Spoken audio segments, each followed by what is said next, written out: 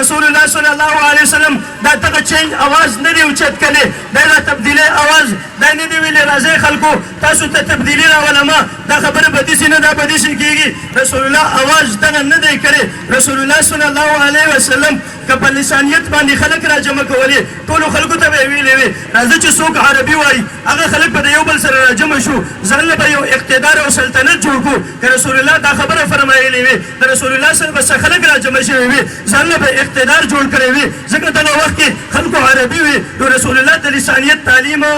نه دی ورکړی رسول الله په ژبه باندې څوک نه دی را جمع کړي نن ته د خپل حالاتو باندې وګوره تا ته به څوک یو اواز کوي څوک به بل اواز کوي څوک به بل اواز کوي لیکن د رسول الله صلی الله علیه وسلم په دغه وخت کې کوم اواز وکړلو هغه اواز څه قولوا لا اله الا الله تفلحون خلکو لا اله الا الله ومنئ تاسو به کامیاب شئ د لا اله الا الله محض دا الفاظ نه دي لا اله الا الله محض دا د شونډو ډکول نه دي د لا اله الا الله دا صرف د الفاظو یو ترکیب نه دی بلکې لا اله الا الله دا د یو نظام نوم دی د لا اله الا الله نه لا شاته یو لوی نظام پروت دی د لا اله الا الله تش الفاظ وي ابو جهل به دا لا اله الا الله ویلې وي لیکن هغه ته پته وه یاد ساتئ عرب معاشره کې به ابو جهل ابو الحکم خلکو وي دا جرګمار سړی و د خلکو جرګې به یې کولې انتهایي فصیح اللسان و لیکن هغه لا اله الا الله نه وي دا نه چې د هغه په ژبه باندې لا اله الا الله ته راتله لیکن د هغه ذهن کې دا خبره وه چې لا اله الا الله دا یو دا ځان له یو لوی نظم دی د لا اله الا الله که به ووي بیا به په خپل سټ کې زه په خپل سټ کې به ځان له یو رسۍ واچومه د هغې یو هغې رسۍ اخري سر به د رسول الله لاس کې ورکړمه چې بیا رسول الله څه فرمایي هغه شانتې به کومه یاد ساتئ رسول الله صلی الله علیه وسلم چې کم اواز وکړلو هغه اواز څه هغه اواز دا خلکو دې معاشره کې شرک پروت دی تر څو پورې چې معاشره کې شرک پروت دی هغه معاشره هغه نشي کامیابېدلی تر څو پورې چې کومه معاشره کې قبرونو ته سجدې موجودې وي هغه معاشره نشي کامیابېدلی د چا مشر چې قبرونو ته سجدې کوي یاد ساتئ دا د شرک علامات دي ټول خلک ورته په دې خبره باندې ټول خلک ګواه دي هر مسلمان ورباندې ګواه دی قبر ته سجده کول دا شرک دی رسول الله اول اواز دا وکړلو خلکو توحید ومنئ دا چې کوم خلک بوتانو ته سجدې کوي کوم خلک چې غیر الله ته سجدې کوي دا خبره ټیک نه ده د خپل معاشره د شرک نه پاکه که زه خپل رور ته یم راځه دا کوم اواز رسول الله لګولی دی دا اواز تا سره زه لګومه هغه اواز څه دی ما وی قولو لا اله الا الله تفلحون دې ما ته وی مولوي صاحب زه د لا اله الا الله د اجمال په تفسیر باندې نه پوهېږم ما وی د هغې په تفسیر باندې دې پوهېږم خو دا کتاب را سره ومنه دا کتاب لږ لاس کې واخله ما وی د دې لا اله الا الله تفسیر که تا ته معلومې دا به کتاب په لاس کې اخلې دا به کتاب ته سینې سره لګې نو تا به ته به لا اله الا الله تفسیر معلوم شي رسول الله صلی الله علیه وسلم اولنۍ خبر یاد ساتئ پیغمبر چرته ناقص کلام نه کوي دا خبره واوره رسول الله چرته ناقص کلام نه کوي رسول الله چې کومه خبره کړې ده یاد ساته دومره خبره ده دې کې به اجمال و هغې تفصیل غوښتلو هغې تفصیل دپاره قرآن نازل شو هغه تفسیر دپاره څه نازل شو قرآن مجید نازل شو قرآن مجید دا د الله کتاب دی یاد ساتئ عزتمندو نو د رسول الله صلی الله علیه وسلم زندگی مې ستا دپاره مشعل راه ده رسول الله صلی الله علیه وسلم صحابه نه جمع کړله هغه صحابه د هغوی یو جمګټه جوړه شولله هلته مدینې منورې ته هجرت وکړلو هلته یو سټیټ یې جوړ کړو څه یې جوړ کړو هلته سټیټ جوړ کړو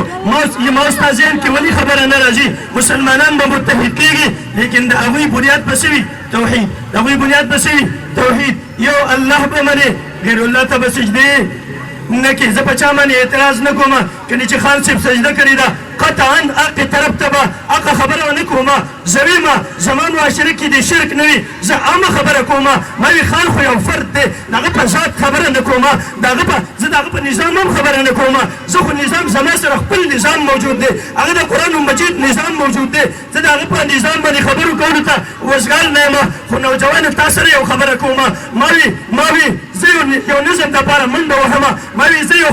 یو قانون دپاره منډه وهمه هغه قانون ده ما ځمکه د الله ده نو پس په قانون به پیده چا وي تا نه تپوس کومه چې ځمکه د الله ده قانون به پیده چا وي دا الله قانون به ورباندې وي اني جاعل فی الارض خلیفه ته خو هلته وګوره که نه یار ته خو تفصیل وګوره که نه یار ته خو قرآن ته راشه که نه ته خو اول سپاره راواړوه دا اول پاو راواړوه هله رکوع سل راواړوه تا ته به بیا پته ولګي دا قرآن ماته سوی لیکن دوی ماته وایي نه علیم سره خواته نه ورځمه نن خو پکې یو کس دا ووي چې الله په ځمکه د الله قانون نه دی پکار دا خبره وکړه کافر کولی ما به وی یاره دا خو کافر دی نن سمان ورته خبره کوي وجه څه ده وجه دا وه ته د علیم نه لرې لاړې کېناستې ته د خپل جومان د امام نه لاړې لرې کېناستې تا د هغه مخالفت شروع کړو ما یې ما سره راشه ما سره کښېنه ما سره کتاب ونیسه ما سره کتاب ووایه څوک به تاسو ته یو خبره کوم څوک به دا څه کتاب دی څوک به دا څه کتاب دی زم که د هر څه کتاب دی خو ترقي پې کېږي زم هر څه کتاب دی ترقي ته وایې زه ستا نه تپوس کوم د څه کتاب دی دې ما ته وایي مولي صاحب دا قرآن نه دی ډکشنري ده مې په کار دې نه راځي مړه ستا د صوفاري نه به هم نه وي ښه ذهن ته خبره راځي که نه ده دې وایي ډکشنري ده ما وایي زه ډکشنري ده فایدهمند شی دی که نه دی ذهن ته خبره نه راځي د خلکو دې خلکو ته وایي دا ډرینګ کاپي ده ما وایي بیا به هم د ماشومانو مشق کېږي د خلکو وخت خو پې نه ضایع کېږي ستا ذهن ته خبرې ولې نه کو راځي ته د پروپیګنډو ولې شکار کېږي او زما د ټولو نه غټه ګیله خپل نوجوان نه ده خپل نوجوان نه ده نوجوان نه مې غټه ګیله ده هغه دا ما وایي ته نوجوان ستا نوجواني دې دپاره شوه هغه خلک چې هغه په سټیجونو باندې ګډا کوي ته به د هغې خلکو پشپناه جوړېږې د هغې خلکو هغه خلک چې د هغوی د خولو نه بکواس راوځي ته به د هغې یهودي ایجنډې لاپې د هغې شاته پشپناه به جوړېږې هی تا باندې افسوس پکار دی تا چې کله کم وخت تا د نرې مور پی خوړلی دي تا باندې دا حالت ولې راغلی تا د پښتنې مور پی خوړلی دي تا باندې دا حالت ولې راغلی ما وایي ته خو دې دپاره راغلی وې ته به د یو نظام پشپناه جوړېږي هغه نظام به کوم نظام وي هغه نظام به د الله نظام وي هغه به نظام الهي وي چې خلک هغې ته راشي ما وایي ستا فایده پکې هم ده زما پکې د فایده پکې هم ده ما وایي راشه د صحابو زندګي وګوره که نه یار ته د صحابو زندګۍ نه ولې نه متاثره کېږي صحابه هم ځوانۍ کړي دي خو لیکن صحابه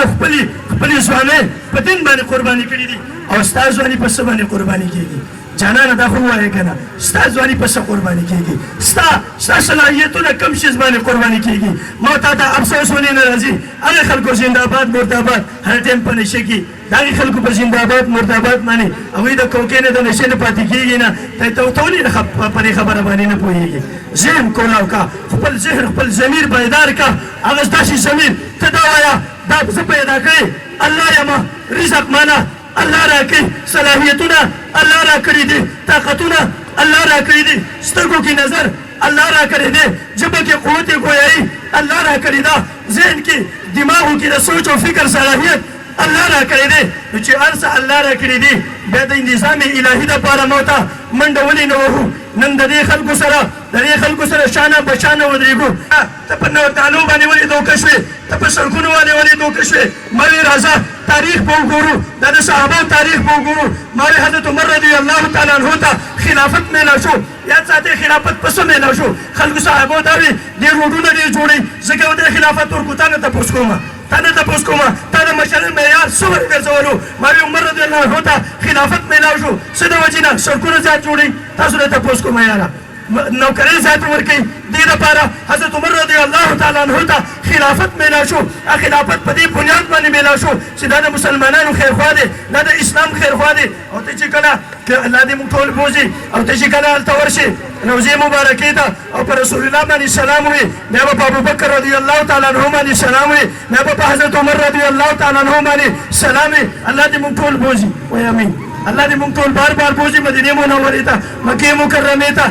هغه ځان د جنت منظر دی